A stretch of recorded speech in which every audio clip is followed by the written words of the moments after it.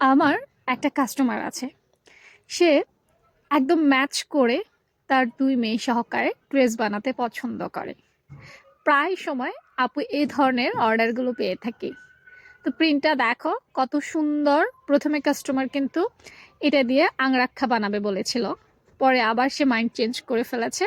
Mind change করে আমাকে বলেছে নর্মাল একটা কামিজ যেন বানিয়ে দিই এবং দুটো বাচ্চাকেও যেন নর্মাল দুটো ফ্রক বানিয়ে দিই।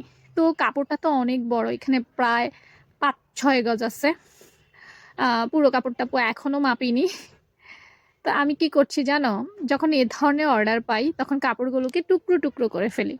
যেমন ধরো মা, সে বড় মানুষ, তার বেশি পরিমাণ কাপড় লাগবে, তার কামিজ বানানোর জন্য যে পরিমাণ কাপড়ের দরকার আপু সেখান থেকে আলাদা করে নিব, তখন কাপড়টা ছোট হয়ে যাবে।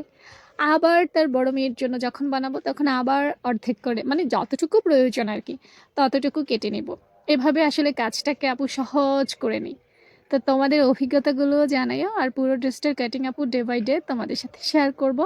যারা ফলো দিয়ে রাখবে তারাই কিন্তু সবগুলো কাটিং সেলাই পেয়ে যাবে ইনশাল্লাহ। প্রতিদিন রাত ৮টায় আপু ভিডিও দেই, আর মা প্রতিদিন কিন্তু আপু ১ ঘন্টা ২ ঘন্টা পর পর তোমাদের সাথে রিল শেয়ার করি।